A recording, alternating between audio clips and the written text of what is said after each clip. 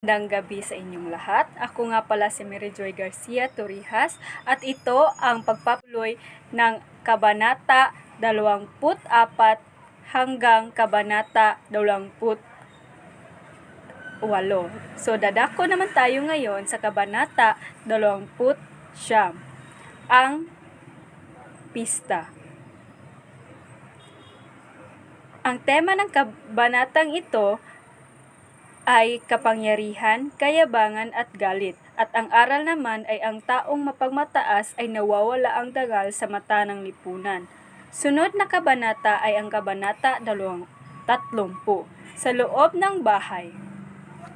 Ang tema ng kabanatang ito ay hipokresiya at panlilinlang. At ang aral naman ay ang mga mapagpanggap ay kadalasang nagtatago sa kasamaan. Kabanata 31, ang sermon.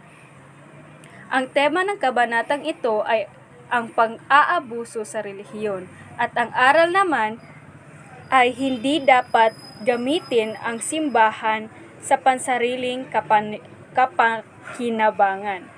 Kabanata 32, ang panghihimasok o ang sulat. Ang tema ng kabanatang ito ay katiwalian at kapangyarihan at ang aral naman ay sa lipunang puno ng takot, ang katotohanan ay itinuturing na kasalanan.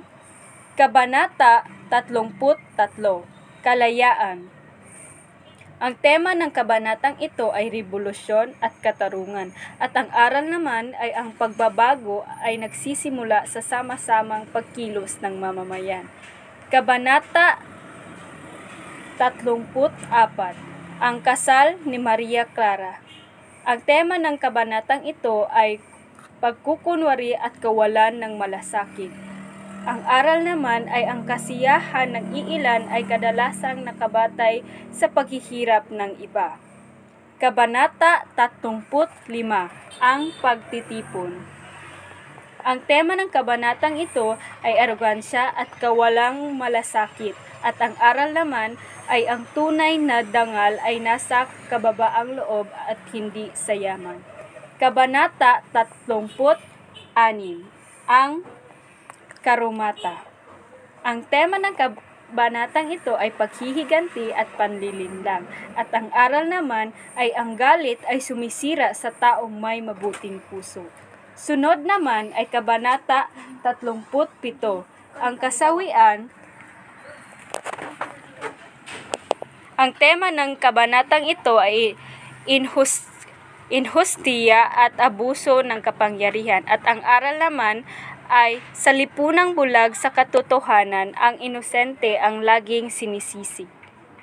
Sunod naman ay Kabanata 38, ang Kapitan General.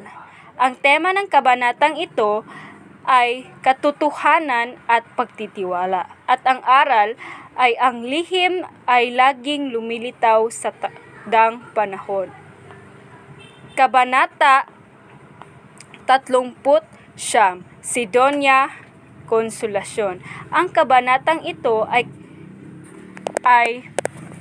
nagpapahayag ng tema ng kataksilan at kawalang katarungan at ang aral naman ay ang kasinungalingan ay may kapalit na kapahamakan. Kabanata 40, Sidonia Victorina. Ang tema ng kabanatang ito ay katiwalian at kawalang hustisya. Ang aral ay ang sistemang bulok ay pumapatay sa inosente. Kabanata 41, dalawang panauhin. Ang tema ng kabanatang ito ay pag-ibig, lihim at kabiguan. At ang aral naman ay ang katotohanan ay maaaring magwasak ng puso. Kabanata 42, ang mag-asawang di Espadanya.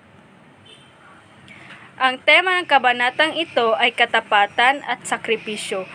At ang aral naman ay ang kaibigan sa oras ng panganib ay tunay na kayamanan.